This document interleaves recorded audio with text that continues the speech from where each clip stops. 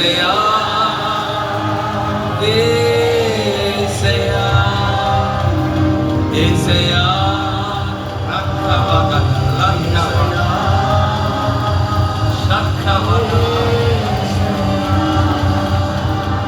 நல்ல புரியாமல சொன்னான்.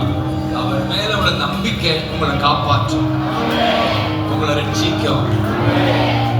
அதுவும் மகளேன்னு கூப்பிடுறாங்க. மத்தேயு 9:22 மகளே, மத்தேயு 9:2 மகனே. திமிர்வாதக்காரனை கொண்டு வர்றாங்க. அவன் என்ன திமிர் பண்ணானோ தெரியல, வாதம் வந்துருச்சு. அவனை பார்த்து அவர் சொல்றார், அவன் சுகமாக அவன் பாவம் மன்னிக்கப்படுதுன்னு சொல்றார். மகனே, உன் பாவம் மன்னிக்கப்படுது.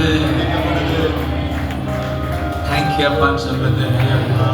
ரெண்டு நடக்குது. ஒன்னும் வியாதி சுகமாகுது, பாவம் கழுவப்படுது.